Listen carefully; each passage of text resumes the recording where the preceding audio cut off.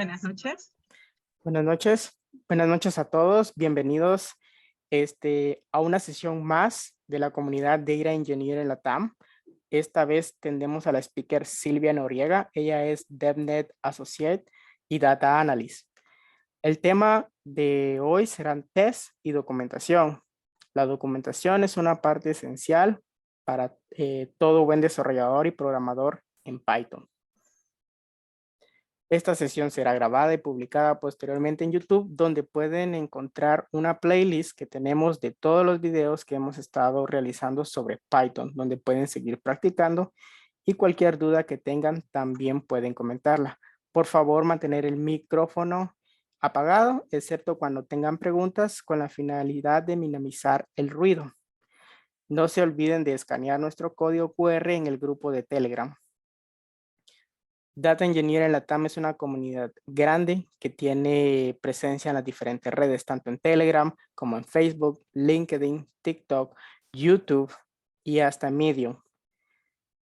No se olviden de seguirnos en nuestras redes y compartir y alzar la voz de que somos la comunidad más chévere de la TAM. Por favor, síganos en nuestras redes. Y te dejo adelante, Silvia.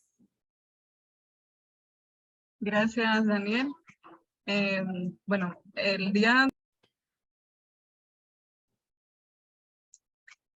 de hoy vamos a estar tocando el capítulo 11 del libro de Python, que es lo que hemos venido, digamos, desarrollando de manera progresiva en las sesiones, desde las sesiones anteriores. Entonces vamos a hacer un overview sobre los principales aspectos relacionados con la documentación y el testeo o las pruebas para verificar que el código realmente esté corriendo antes de pasarse a producción. Entonces, voy a empezar a compartir mi pantalla. Un segundito. ¿Me puedes conceder, por favor, la...? Claro, ahorita voy.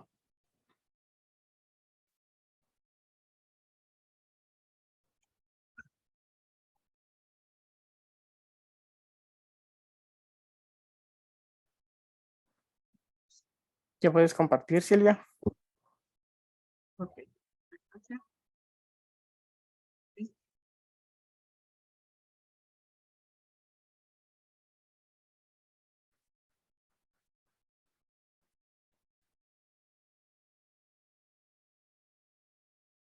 Ok.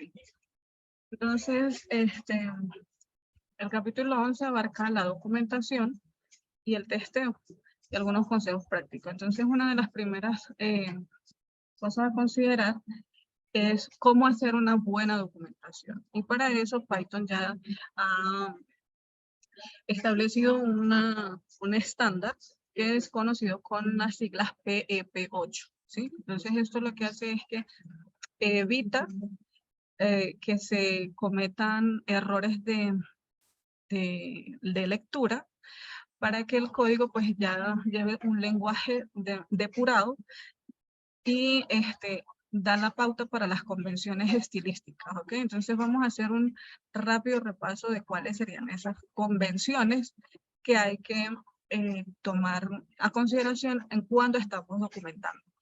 Dado que el código como tal es importante, pero más importante es la documentación asociada a ese código. Muchas veces el código no es fácilmente legible, no es fácilmente entendible, pero con una documentación bien soportada y bien amplia, podemos darle uso a ese código. Hay una anécdota de un colombiano que desarrolló una API que es muy ampliamente usada y él dice que él tardó más, o sea, para él fue más importante, o sea, él dedicó tal vez unas 5 horas para hacer el código, pero dedicó alrededor de unas 20 horas para documentar el código que estaba creando. Y de esa manera él dice que logró que su juego realmente se difundiera, porque la gente sabe exactamente cómo lo puede usar y cómo lo puede implementar. Entonces, nunca despreciemos la importancia de la documentación en el código. Entonces, hay unas convenciones aquí que podemos llamarlas, hay dos herramientas, ¿verdad? Que se utilizan para esto y son los linters, como son Flake 8 o Bytecode Style, eso se usa mucho en desarrollo web, ¿tal? Y los autoformatters, que son Black y AutoPep 8. Nosotros no nos vamos a detener en esta charla a explicar con detenimiento estas herramientas, pero sí es bueno que tengan conocimiento de que existen las herramientas que nos ayudan a crear una buena documentación. ¿Okay? Entonces, fíjense, ¿para qué sirve AutoPep 8? Lo que hace es que corrige las líneas o espacios, las líneas en blanco o los espacios que están de más. ¿Okay? También puede modificar, perdón, nunca va a modificar el nombre de una variable, por lo que hay que corregirlas de manera manual. ¿Okay? Entonces, ¿cuáles son las reglas que debemos cumplir? De acuerdo al PEP 8, son las siguientes. Estos son los códigos que nos va a arrojar cuando tengamos algún error, ¿no? El E225 usa incorrecto de espacios, imprime y es igual a true y debería ser imprime igual a true. O sea, como se dan cuenta, aquí hay unos espacios que no debemos dejar. ¿Okay? Los operadores como el más, ¿sí? Estos sí deben usar espacios. Entonces, delante del más y detrás del más, sí deben haber espacio. Usar if imprime en vez de if imprime. Esto.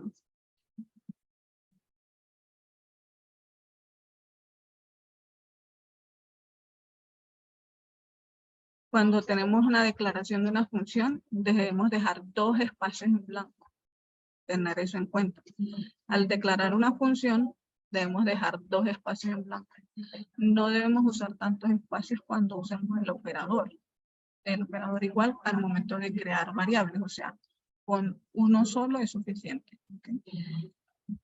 Entonces también tenemos otros problemas relacionados que son como nunca funciones. Y para eso entonces tenemos de acuerdo a la PEP 8 algunas recomendaciones. Entonces, veamos por acá. Tenemos def, espacio, nombre de la función. Fíjense que no hay espacio para colocar los paréntesis justamente después del nombre y después viene el dos puntos sin espacio. ¿Sí? Y aquí, bueno, viene identado. Entonces, este tipo de convenciones ya están, digamos, normalizadas para dentro del PEP 8. Entonces, vamos a ver aquí lo siguiente. ¿Cuándo es conveniente o cuándo no es conveniente usar las líneas en blanco? Obviamente el uso de líneas puede mejorar la legibilidad, pero mucho código seguido puede ser difícil de leer, ¿no? Por eso entonces se introducen las líneas en blanco. Sin embargo, puede hacer el código extenso y puede ser molesto. Entonces, en este caso, lo que podemos es seguir estas recomendaciones. Primero, rodear las funciones y clases con dos líneas en blanco. ¿Sí? Pero la función como tal, dejémosla sin línea. Entonces, dejemos una línea en blanco entre los métodos de una clase.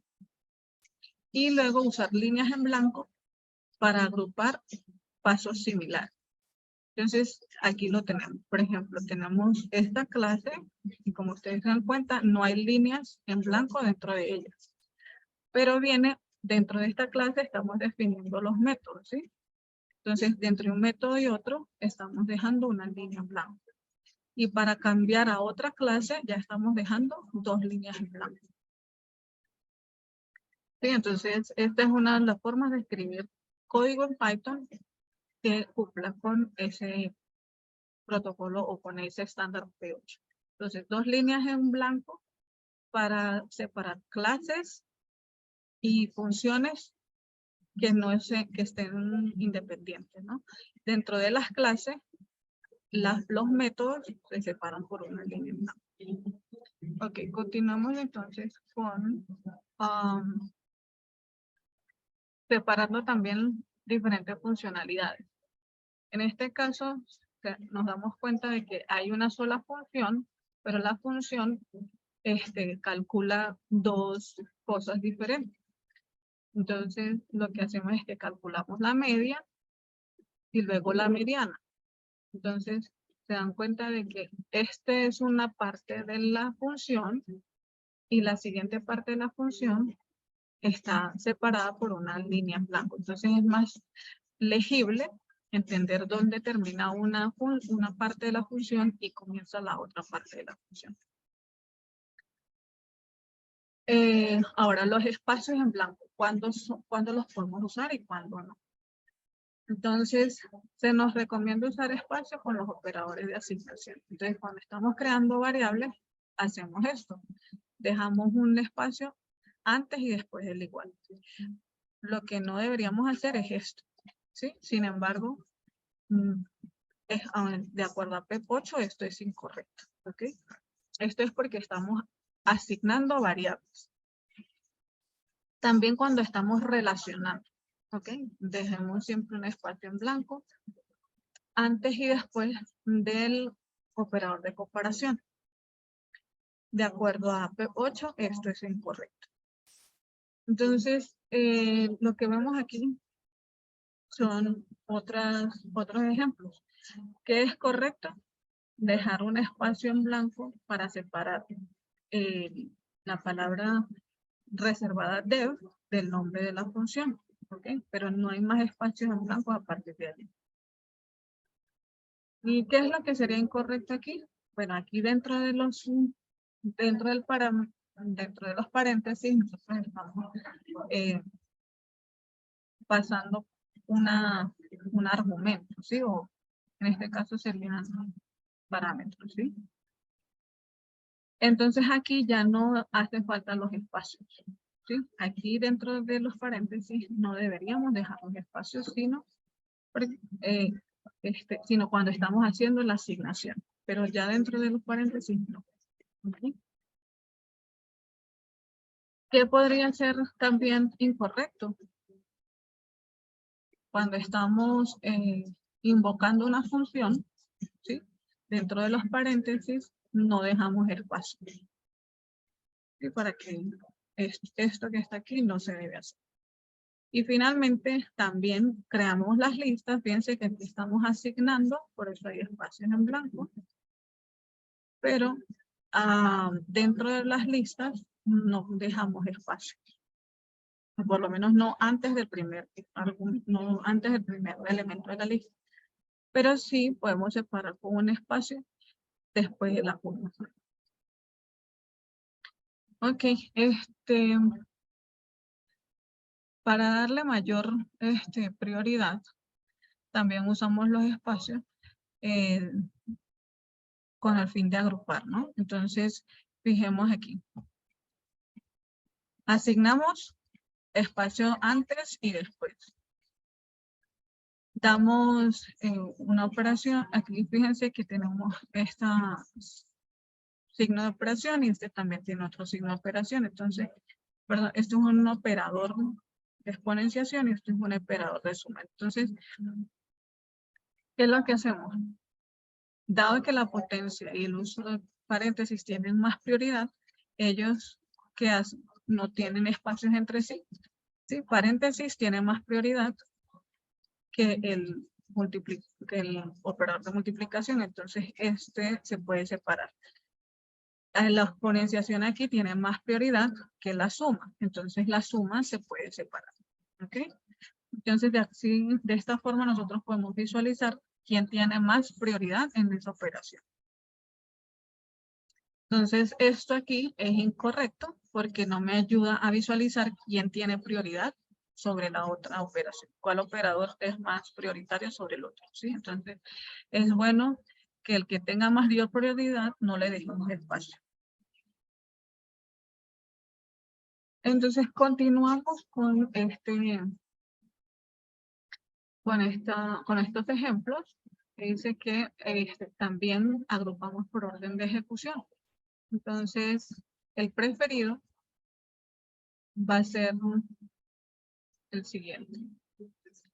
tenemos una línea de condición, ¿sí? Entonces aquí tenemos espacios para separar los operadores de comparación, ¿sí? Y tenemos espacios para separar también los operadores de, ¿cómo llamamos a este? Es, Operador fue lógico. el nombre. Operador Operadores lógico. lógicos. Ok, muchas gracias. Efectivamente, los operadores lógicos de unión, ¿verdad? And, or, sí, entonces los operadores lógicos también los separamos por espacio. Y finalmente, entonces, cuando es incorrecto. Entonces, fíjense que aquí tenemos, delante del módulo no tenemos espacio y después del módulo sí tenemos espacio. Entonces, en este caso es incorrecto porque tenemos que poner espacio a ambos lados. O sea, hay que generar, digamos, una coherencia o sea, ¿sí? En este caso, fíjense que pusimos espacios delante y después. En todos casos, aquí no se dejó espacio en ninguno. O sea, sí se dejó espacio delante de los operadores lógicos, pero en los espacios de comparación, con los operadores de comparación, no, ni con el operador, operador de matemático, perdón, de comparación o este operador de módulo tampoco dejamos espacio, pero sí entre los espacios entre los operadores de lógica. Entonces, ¿qué hacemos aquí? Entonces, podemos usar, digamos, comprimir estos y estos cuando tengamos operadores lógicos. Pero entonces no hagamos esto, ¿sí? Dejamos un espacio adelante y luego atrás, porque esto es una sola expresión, ¿ok? Y es mejor siempre, bueno, aquí esto se puede hacer, se puede dejar así, pero esto sí no, ¿ok? Esto cuando estemos llamando cuando estemos imprimiendo los métodos o las funciones, nunca dejar un espacio antes de la coma. Nunca dejar un espacio entre antes y después del parámetro que se está, en este caso es el índice en una lista. ¿Sí? Toda esta cantidad de cositas hay que revisar. Entonces, para darle más celeridad a la clase, les voy a dejar, bueno, ustedes pueden seguirlo revisando, pero sí es importante que tomemos en cuenta otra parte que es la indentación. La indentación también tiene que ser coherente. Normalmente se dejan 4 espacios, pero tú puedes cambiar, puedes decidir si puede ser menos. Por ejemplo, no sé si puedo verlo aquí. Trabajar esto. Aquí, no sé, creo que no pueden ver mi Visual Studio.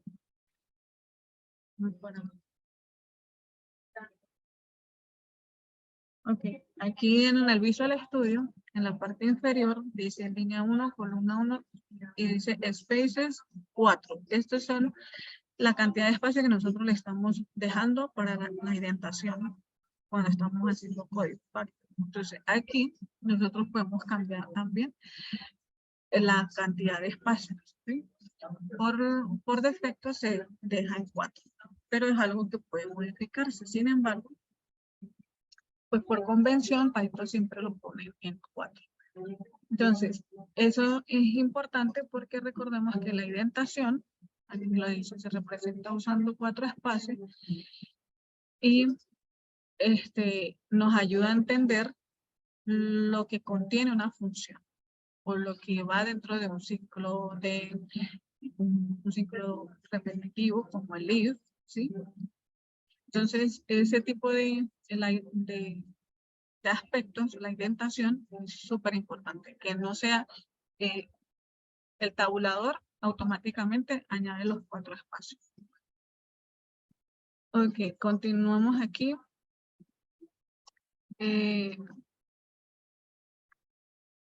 Tenemos ya 8:24. Entonces, Voy a dejar la parte de PEP 8 hasta aquí por ahora. Esto, bueno, las convenciones para nombrar, hay camel case, snake case, eso es simplemente esto que está aquí.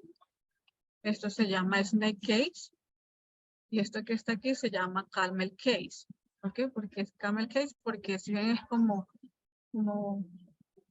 cada vez que surge una mayúscula, luego la minúscula, luego cambia la palabra, viene una mayúscula, cambia otra palabra, inicia otra vez en mayúscula, cambia la palabra, inicia otra vez en mayúscula. Entonces, esto se Silvia. llama camel case.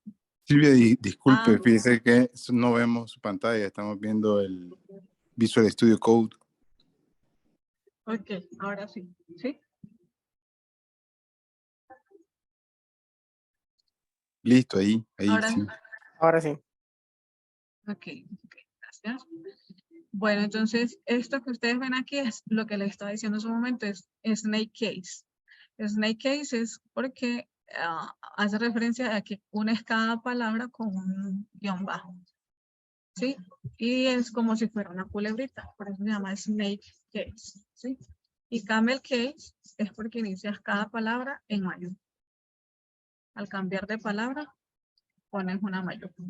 Esas son convenciones o estilos para nombrar variables, funciones, etc. Entonces, aquí tenemos un nombre, una función, por ejemplo, con snake case. Snake case. Y aquí tenemos nombres. Los nombres de clases normalmente se utilizan el camel case. Eso es otra convención. A las funciones, usualmente les damos snake case. A las variables también. A las clases les proveemos el estilo de camel case. Y a los métodos les damos snake case. Esa es una convención que se ha adoptado, ¿ok? Ampliamente. Entonces, vamos a hacer ahora la parte de testeo, que es lo que quiero, es lo que me gustaría que veamos un poco más. Y es en relación a los métodos que tiene Python incorporados para realizar pruebas.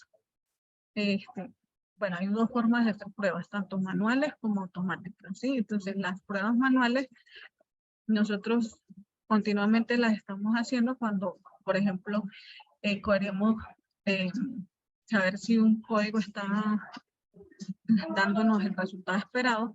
Usualmente la gente usa print al final de cada instrucción para indicar la salida, ¿no?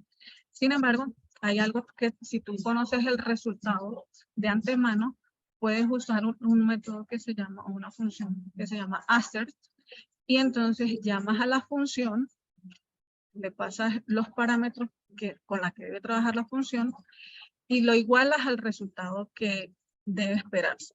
Si no bota ningún error, quiere decir que la función es válida, ¿sí? Entonces, lo vamos a hacer rápidamente aquí en el ejercicio para que veamos cómo esto está funcionando. Entonces, hemos creado la función para calcular el promedio, ¿sí? Esta palabra reservada asterisco args, lo que me dice es que él puede aceptar cualquier cantidad de parámetros o tipos, ¿sí? Y que retorna esta función el resultado de sumar todo lo que venga dentro de esas parámetros. O sea, todo lo que yo introduzca aquí, normalmente, en este caso vamos a introducir una lista y sus valores se van a sumar porque así es como operamos suma y lo vamos a dividir entre la longitud de esa lista. ¿Sí? En este caso, aquí él puede tomar cualquier valor, pero en este caso vamos a pasarle esta lista. ¿Ok? Entonces, calcula media, la ejecutamos y entonces el resultado es, me está contando. el resultado es 5.5. Entonces, cuando queremos asegurarnos de que una función realmente está trabajando bien, lo que hacemos es que tomamos el resultado esperado y lo igualamos a la función pasándole como argumento lo que se espera que haga esa función, ¿ok? Entonces, en este caso, ya se tiene aquí eso. Entonces, el chulito a la izquierda lo que indica es que efectivamente ya esa función quedó bien. Fíjense que no me está mostrando ningún error. Eso quiere decir que el assert lo que hace es que valida que realmente la función está corriendo y no me da respuesta como tal. Pero mientras no me dé error, asumimos que esté corriendo bien. Ahora bien, en este caso, fíjense que él me va a dar un error porque quiero comparar si 1 es igual a 2. Entonces, assert lo que me va a dar es un mensaje de error. Si yo quiero darle quiero que me muestre un mensaje de error, eso se le puede incluir aquí. Cuando el assert sea falso, entonces ponemos coma y el mensaje que queremos que muestre después de estos 2 puntos, ¿ok? Como pasa aquí.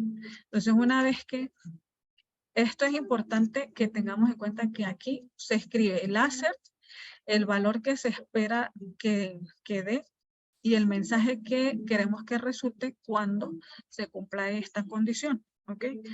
No lleva paréntesis, no lleva igual, no lleva 2 puntos, solamente el coma para separar el resultado esperado y el mensaje que me debe dar el assertion error, ¿ok? Entonces, de esa manera, estamos usando assert. Ahora bien, fíjense que aquí, por ejemplo, yo nombré esta variable X y le pasé esta cadena. Ahora quiero validar que realmente X esté igual a esa cadena. ¿Hay alguien por ahí que prendió el micrófono? Entonces, si yo le doy correr, me da este valor. Pero si yo le cambio aquí la cadena por algo diferente, entonces él me va a mostrar lo mismo, el assertion error. ¿Ok? Entonces, eso lo que me da a entender es que el assert está validando que se esté cumpliendo o no un determinado código. Se esté ejecutando correctamente. Ok, entonces, hay otros elementos, esto es para hacerlo de manera manual, pero para hacerlo de manera automática, hay otro módulo en Python que se llama Unit Test. Okay. Entonces, dentro de Unit Test hay unas subclases que se llaman Test Case. Okay. Y esas es las que vamos a trabajar en este resto de tiempo. Entonces, para eso, ya traje preparado. Aquí para mi visual.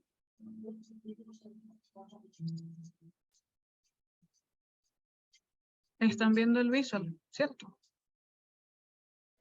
Sí, lo estamos viendo. Ok. Entonces, lo primero, les voy a compartir tres pedacitos de código.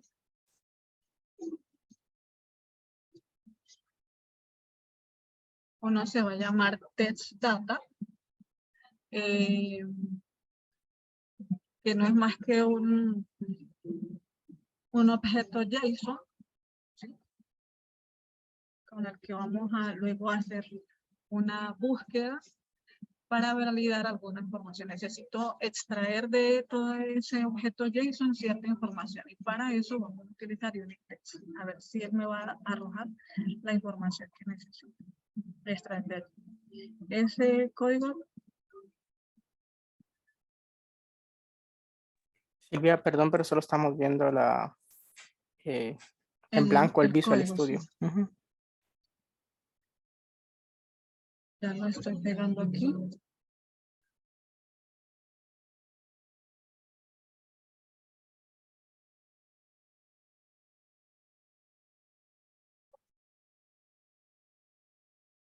Ok, déjame buscar.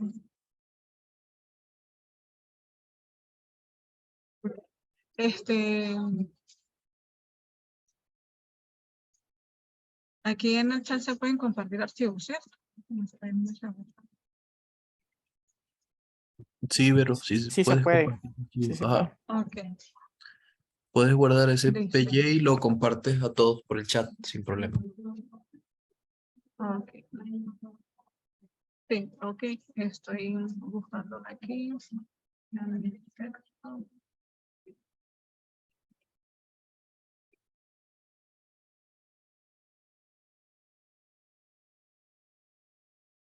Ok, aquí les estoy pasando un archivito que se llama textdata.txt.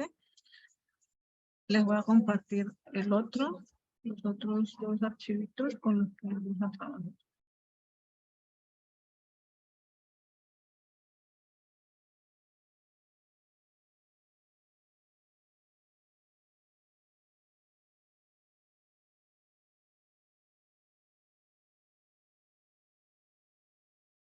Ok, entonces este archivo test.py en realidad lo voy a llamar text Yara, como se lo acabo de compartir.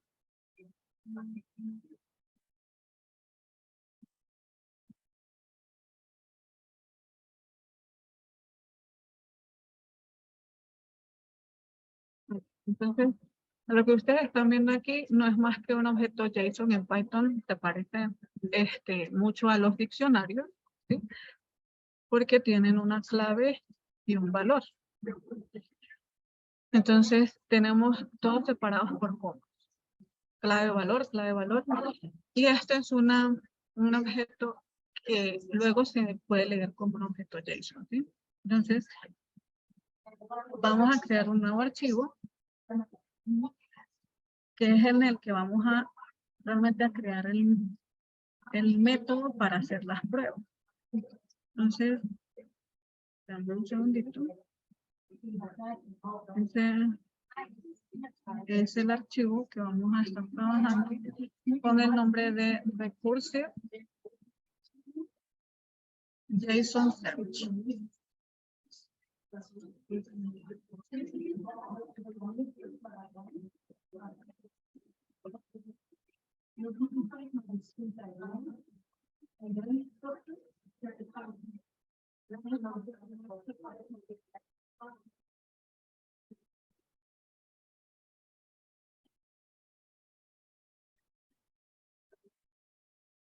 Ok, entonces, ¿qué es lo que hace Unitext?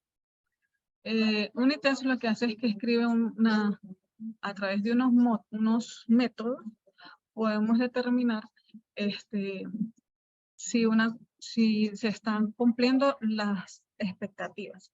Entonces, para eso tenemos varios, vamos a ir aquí a esta, voy a mostrarles un momento esta parte dentro de Unitext tenemos varios métodos, ¿sí? Por ejemplo, está el método para verificar, ¿sí? Fíjense esto, el assert equal. El assert equal lo que hace es que verifique que, por ejemplo, cuando yo a esta cadena de texto le aplico el método upper, sea igual a esto, ¿sí? Que sería la misma cadena de texto en mayúsculas. Este es el método para determinar si se está cumpliendo que el código va a transformar una cadena de texto a mayúsculas. Todos los métodos dentro de Unitext deben comenzar con esta palabra test piece, okay, test underline, y luego el nombre del método que quieras usar. Entonces, de esta manera, el text runner, que es una funcionalidad del unit test, él va a identificar cada uno de estos métodos como una prueba de testeo. Entonces, ahora, este método, por ejemplo, lo que evalúa es que sí es que sí está en mayúscula. Entonces aquí utilizamos el hacer true. En este caso lo que hacemos es que él debe decirme si es true cuando aparezca así. ¿Sí? Y así cuando y me tiene que decir falso cuando sea algo como esto. ¿Sí? Tenemos el método para definir si algo está separado, ¿no? Por espacio. Entonces aquí tenemos una cadena de texto de ejemplo. Y entonces el método, ¿verdad? Bueno, recuerden ustedes que aquí pues el self punto hace referencia al mismo método, ¿sí? Entonces hacer equal y aquí viene entonces si esto es igual, o sea, aseguramos que sea igual. ¿Qué es lo que queremos que sea igual? Que la cadena que está guardada en S al hacerle el split sea exactamente igual a esto, que se separen las dos palabras, ¿sí? Una palabra y luego a otra palabra. Entonces, podemos también indicarle que nos levante un error y nos escriba, ¿verdad? Type error, ¿ok? Eso es cuando le damos el S-split.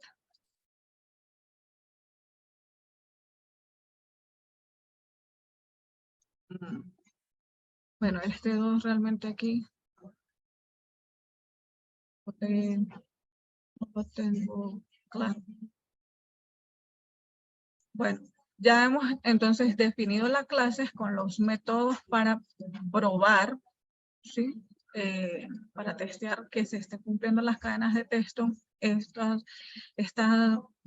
Recuerden que tenemos una subclase, esto es UnitText.TestCase. Esto es una subclase que viene dentro del UnitText justamente donde yo puedo admitir estos métodos de prueba.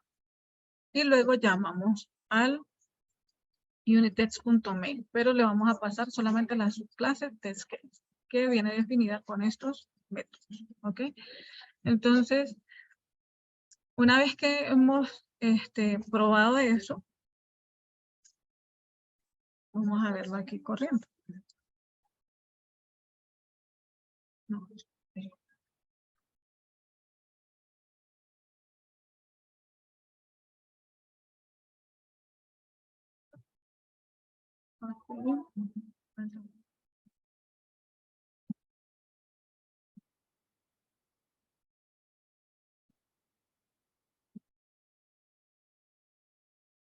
Este lo vamos a copiar así tal cual para que lo veamos.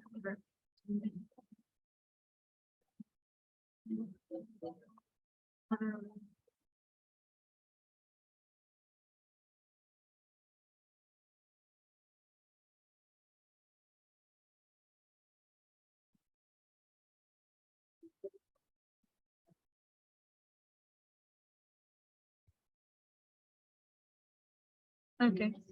Por el momento, este archivo que se llama recursos.json lo estoy usando solamente para que podamos ver lo que hace esta clase en que muestra el ejercicio o la documentación de Python.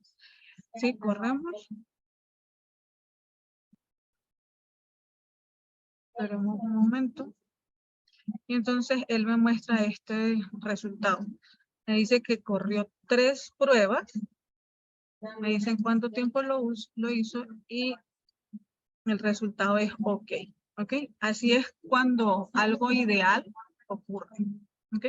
Pero ahora vamos a ver qué ocurre cuando algo no es tan ideal, cómo son los errores y cómo podemos llegar a corregir. Entonces, voy a borrar este código porque este no es el que vamos a utilizar realmente. Esto es simplemente porque les quería mostrar lo que debería esperarse que suceda cuando algo ocurre cuando todo está bien, ¿ok? Debe darse el mensaje de cuántas pruebas se han corrido y el mensaje OK. Sin embargo, les acabo de pasar un archivito. Ese archivito, vamos a mirarlo.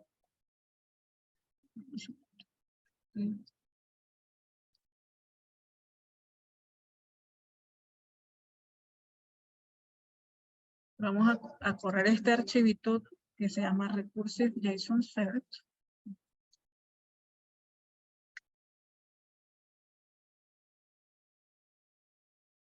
¿ok?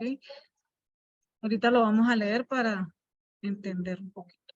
Y vamos a crear otro archivo que va a ser el donde están los métodos de prueba. Vamos a ver mi escritorio. Es este, el text JSON search.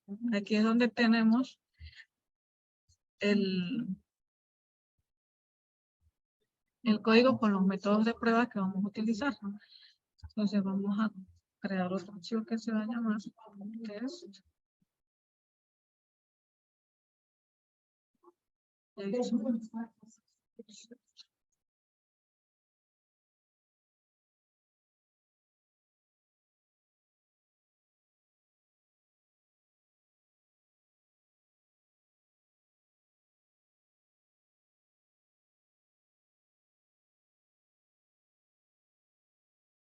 Ok. Entonces, tenemos primero un archivo con la información de la cual queremos extraer lo que realmente me interesa, ¿sí? Tenemos un archivo con el código para testear el código que realmente va a ser la búsqueda, ¿sí? Entonces, código de pruebas y código de búsqueda. Entonces, este archivo, el recursive JSON search, primero va a importar el archivo textdata.py. Todo lo que aparezca en ese archivo lo va a importar. Y él lo que va a hacer es iterar dentro del diccionario, ¿verdad? Recordemos que todo esto es un diccionario data, ¿verdad? Él lo va a buscar, va a iterar a través de él. Le estamos pidiendo que nos extraiga cada clave y cada valor que está dentro de ese objeto, ¿sí? El input object hace referencia al archivo textdata, ¿sí? Que se supone que debe ser un dict, ¿ok? Y .items es un método para justamente iterar a través de los diccionarios y lo va extrayendo cada clave y valor. Entonces, en el caso de que esto se cumpla, de que la K realmente sea igual a la clave, entonces yo voy a almacenar en una variable temp la clave y el valor. Y esa clave y ese valor, ese par, ese elemento, ese par de valores, los voy luego a ir añadiendo a la lista vacía que creé aquí, una lista vacía mediante el método append, ¿ok? Que es lo que voy a ir pasando, eso que acabo de guardar en esta variable. Entonces, esa variable lo que se va a ir es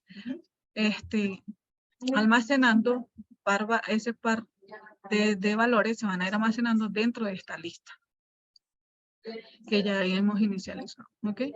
Entonces, si por el contrario, dice, si el valor es otro, entonces él va a repetirlo, ¿sí? Si es una instancia, entonces el valor es otro, él lo va a repetir. Entonces, buscamos este método JSON Search. ¿Qué es este método JSON Search? Eso es lo que está aquí. Tenemos una clase que se llama JSON Search Test, ¿ok?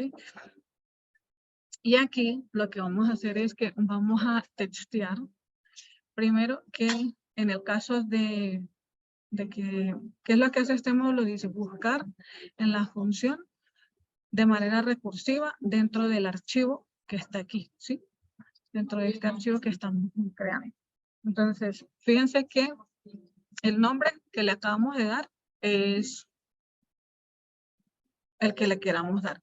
Pero fíjense que como parámetro, entonces mandamos el unitText.textCase, que es la subclase que estamos trabajando en este caso de unitText.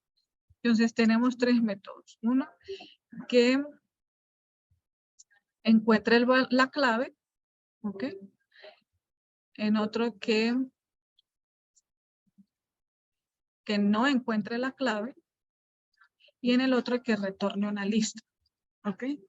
Entonces, que encuentre la clave, ¿qué debe hacer? Entonces, debe darme como verdadero, o sea, asegurar que sea verdadero en el caso de que en la lista sea diferente a esto. ¿Ok? Que el Q1, data. ¿De dónde sale este data? Q1, Q2, data. Entonces,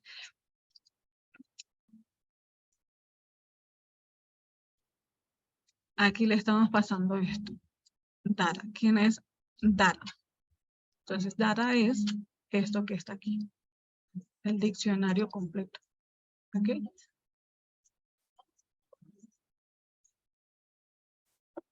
Y ¿quién es Q1? Está aquí. Esto es Q1. Y tenemos aquí 2. Entonces, ¿qué es lo que yo necesito asegurar? Que aquí uno realmente sea issue summary. Aquí yo le estoy pidiendo. Aquí. Entonces, imprimir. Llamo a la función de search, que es esta que acabamos de definir aquí. ¿Verdad? Y paso que sea issue summary y lo busque dentro de data. ¿Ok? Entonces, vamos a ver qué va a pasar. Corremos el código. Vamos a abrir la terminal.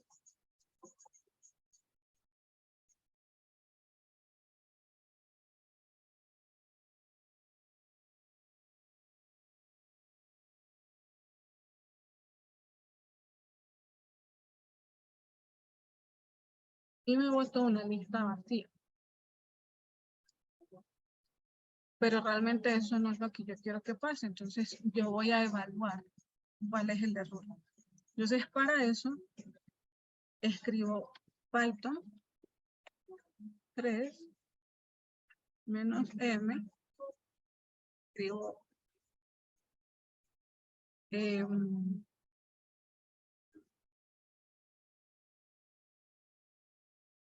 unit test.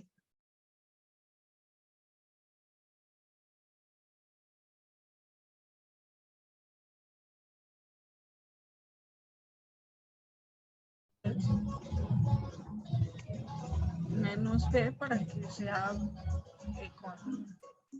digamos, para que me explique. ¿Sí? Entonces él me está diciendo, corrió 3 y falló 1. Entonces aquí él me muestra. La primera prueba, que sea una lista, salió ok.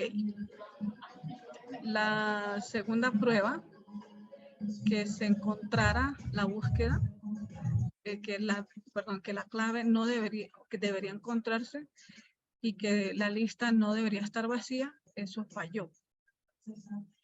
Y la tercera prueba dice que, que no debería encontrarse una clave y por lo tanto debe retornar una lista vacía, esa quedó bien. Entonces, de las 3 pruebas falló una. ¿Sí? Entonces, analizando el código que hace la búsqueda dentro del objeto JSON, ¿sí? Estamos dándonos cuenta de que alguien puede, no entiendo por qué esto está. Esta lista vacía aquí está dentro de la función, pero en realidad no se comporta como un elemento global. Entonces, cada vez que se vuelve a hacer la búsqueda, ella se sobrescribe y siempre va a quedar vacío. Entonces, aquí, una de las primeras cosas es sacarla sacarla por encima de la función.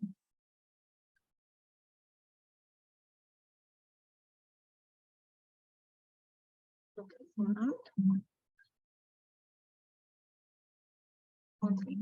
Y vamos a correrla nuevamente. Ok. Vamos a ver qué pasa ahora. Corremos en la terminal.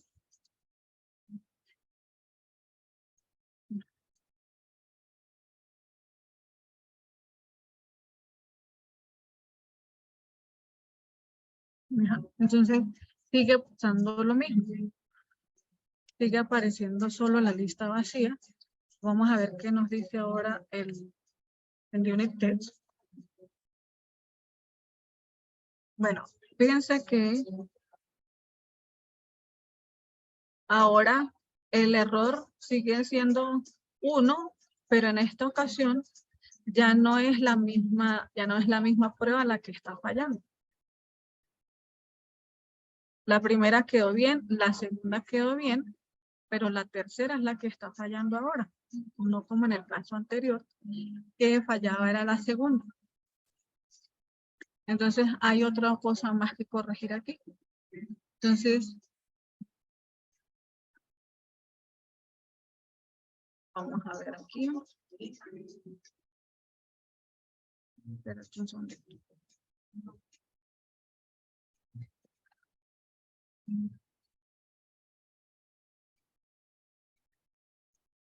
Este ejercicio que estamos haciendo pertenece a uno de los laboratorios que se encuentran en el curso de Cisco Internet para crear pruebas unitarias, ¿no? Entonces, en este caso, hay que encapsular la función que estamos creando. La vamos a encapsular dentro de una función interna, ¿sí? Para que entonces evitemos ese error. Entonces, esta función interna va a estar, según lo que hacemos es que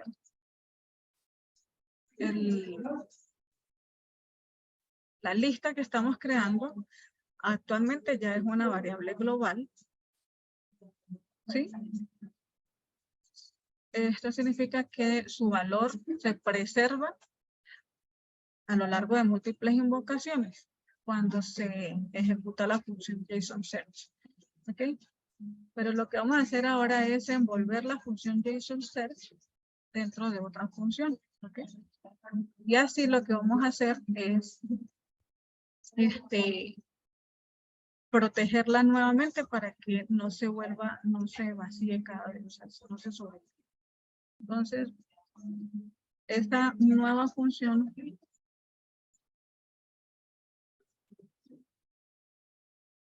esta nueva función ya la voy a compartir. Bueno, lo podemos ir haciendo aquí directamente. Después de la lista, lo que vamos a hacer es que justamente antes de que inicie el ciclo, escribimos esta línea de inner function que me va a recibir como parámetros la clave y el objeto, ¿sí? Del input, que ya sabemos que es todo el JSON. ¿Okay? Entonces, lo voy a copiar así y a ver si me deja hacerlo yo.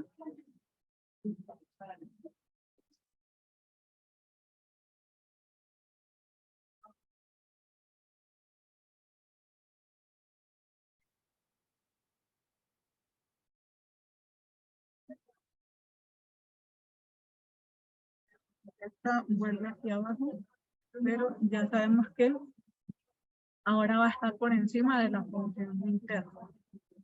Dentro de la función JSON Search, pero por fuera de ella. Todo esto lo vamos a inventar.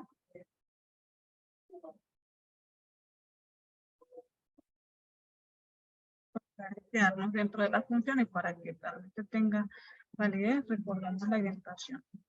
Ok, entonces aquí sería.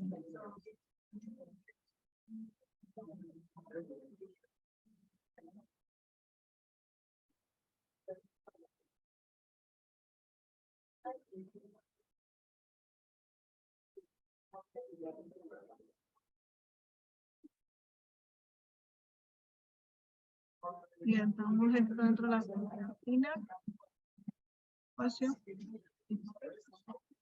Y nos está faltando la invocación de esta función int.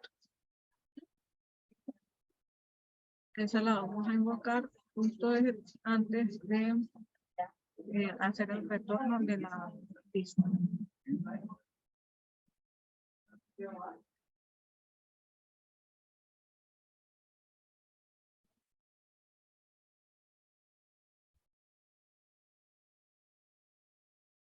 ¿Verdad? Entonces, esta función interna lo que hace es que me encapsula el resto del código y me protege el método para que entonces, fíjense que ahora vamos a correr.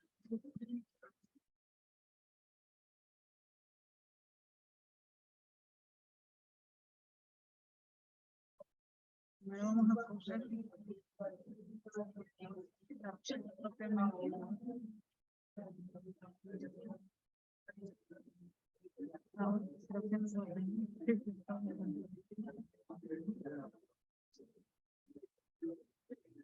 Vamos a ver qué me está diciendo ahora. Voy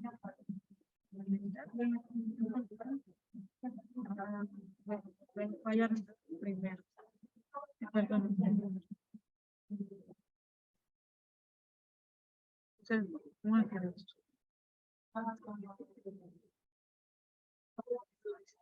Verificamos que el código realmente de text.dat esto no se ha modificado.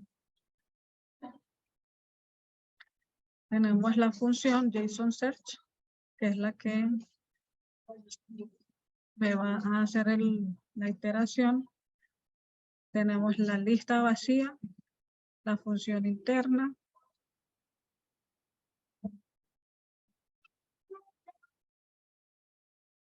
Ajá, aquí. El inner function. Entonces tenemos los llamados a inner function dentro de las instancias. Entonces,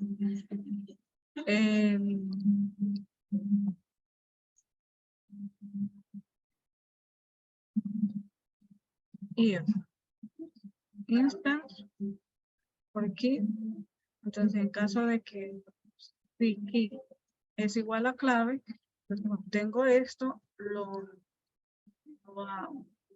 agrego a la lista y luego aquí valido. Entonces en vez de irse a llamar a la misma función, ahora voy a llamar a la función interna. ¿Sí? Entonces aquí ya no sería JSON Search, sino el inner function.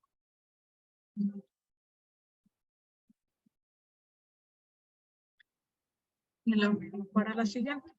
Entonces, para cada item dentro de values, entonces en caso de que no esté la instancia, entonces no llame a la función JSON Search, sino a una función interna. Que pasan los mismos argumentos.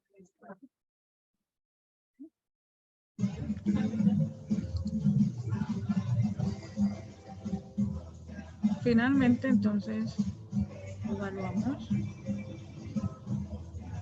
para cada valor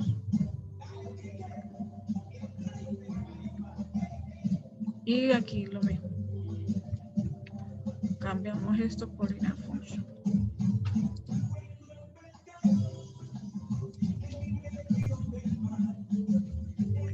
Ya invocamos la función inner function, que también recibe como parámetros cada clave dentro del objeto de entrada y retornamos la lista en la que queremos que se almacene lo que queremos que se imprima. En este caso queremos que se imprima issue summary y cuál es la clave que debe traerse, que la va a buscar en data. ¿Ok? Entonces vámonos a validar esto.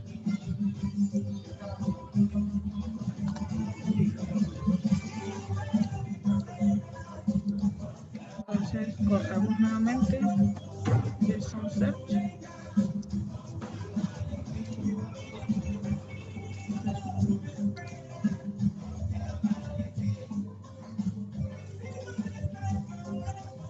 Ya lo arreglamos.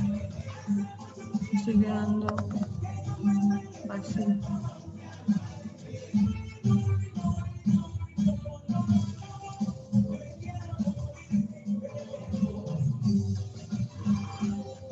Vamos a ver qué es lo que no estamos copiando bien.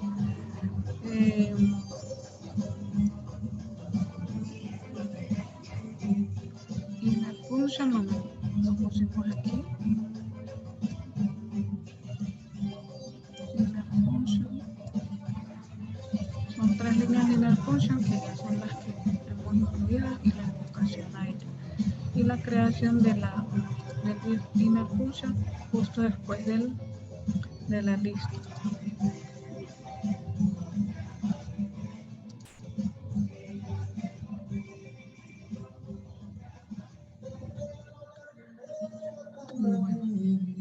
Solamente para efectos de, porque me parece que está bien, sin embargo, el código no está corriendo. Yo voy a cerrar voy a abrir un momento aquí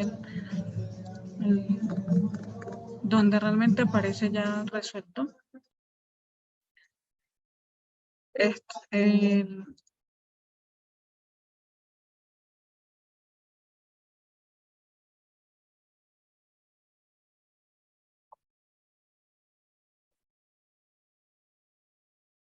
Debería dar este mismo resultado como cuando corrimos el anterior, ¿sí? Porque estamos corriendo 3 tests y estos son el resultado cuando me da OK en los 3 tests. También muestra estos 3 puntos, así esto es lo que le estamos pidiendo, que me imprima del ISO summary lo que aparece como clave dentro del data, ¿sí? Que es lo que me muestra aquí en text data. Dentro de este ISO summary aparece esto. ISO summary aparece aquí y aparece toda esta cadena de texto como la clave. Eso es lo que estamos esperando que me retorne ese código. ¿Sí? Esta es la clave. Que es lo que le estoy pidiendo que me pase cuando estoy llamando aquí al final del código, que imprima. Bueno, creo que es porque aquí lo dejé en JSON Search. No, pero es que igual es la función general. Perdón, Vero, una consulta. El parámetro que le pasas de principio, debería hacerlo como la key, ¿no? Dentro del data. Está Exacto. igual escrita, Ajá. ese ISO summary está igual escrito que en el data. Vete un momento Sí. al archivo test data para ver algo. ISO summary. No, está escrito con I mayúscula, si te fijas, ¿viste? Ahí lo escribiste. Sí. Ajá, entonces tiene que, si quieres, cópialo desde el archivo anterior y ya lo pegas ahí para que sea igual aquí. Bueno, ya lo corregí aquí con I minúscula. Vamos a ver si ahora sí fue. Creo que la S también es minúscula, me parece. No sé, no me fijé bien, pero bueno. No, es mayúscula. Ok, vale. Sí, Va, perfecto. Ok, gracias. Buena observación. Entonces, corremos nuevamente. Vamos a ver si esta vez sí sale.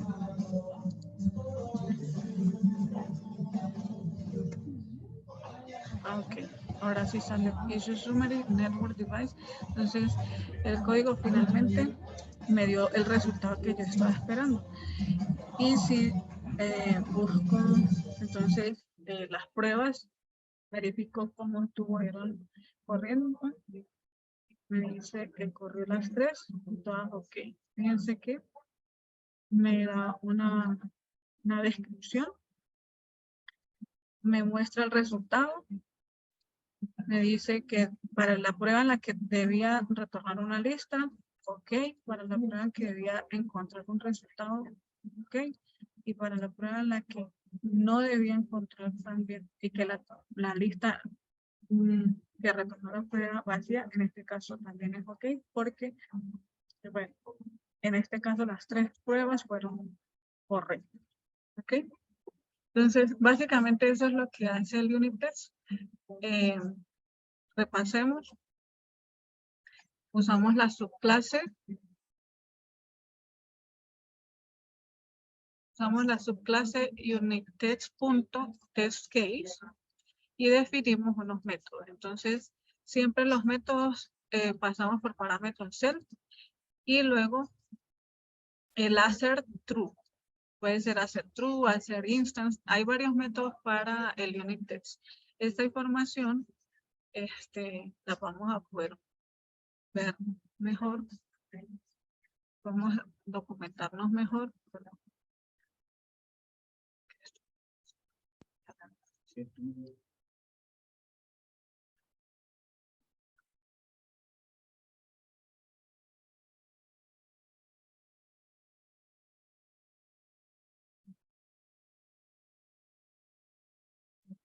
En el libro de Python, entonces hay varios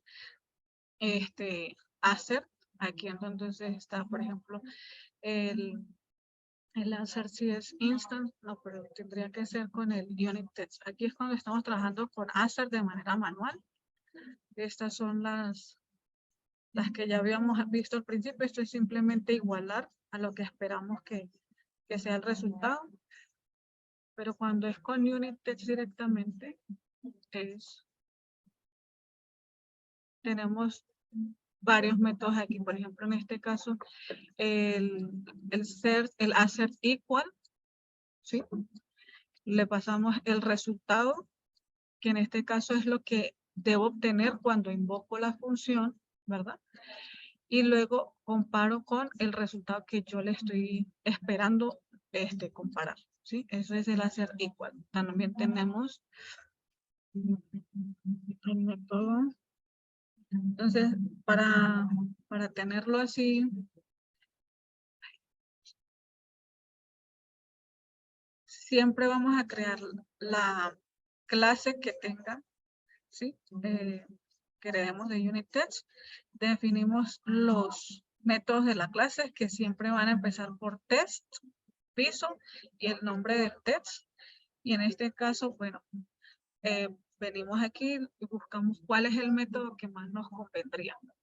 Entonces, tenemos después del test, del self punto, viene assert equal, o puede ser assert true, o assert false, assert is known. Entonces, cada uno de estos tiene una forma de implementarse de acuerdo a lo que nos interese verificar, ¿cierto? ¿Okay? Si es una instancia, ¿sí? Recordemos que assert es como para decir estamos asegurando algo. Entonces, asegurar que está en, entonces verificar que A pertenece al iterable B. Entonces, seguramente que está en, ya me está diciendo que debo estar iterando.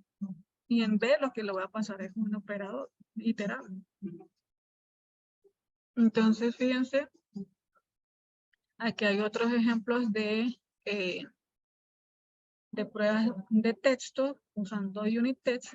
Entonces siempre creamos una clase, el nombre que le quieras dar, entre paréntesis unittest.test.case, y finalmente dentro de los métodos siempre recordemos que entre paréntesis va el self y luego el self punto y el assert que nos interese evaluar. ¿Ok? En este caso, fíjense que en este caso estamos verificar que está el 1 dentro del iterable que tengo aquí.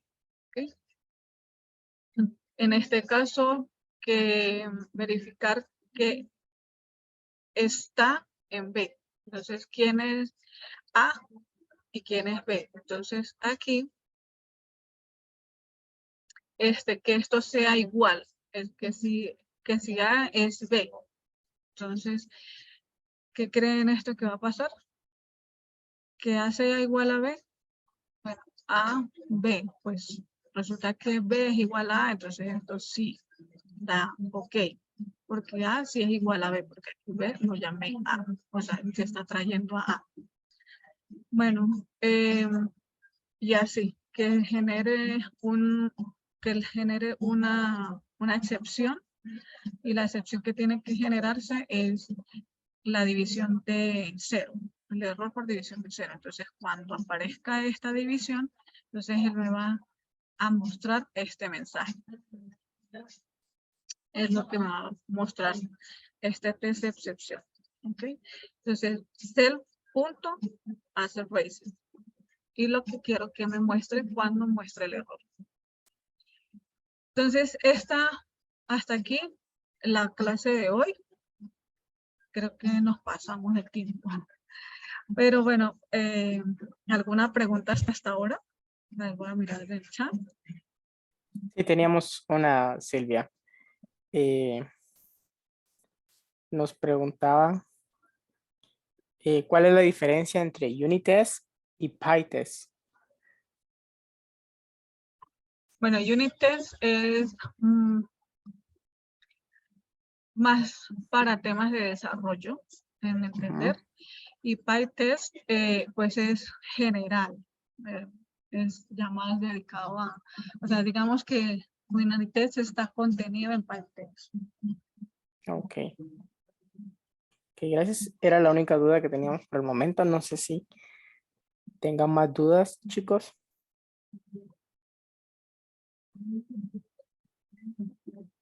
Bueno.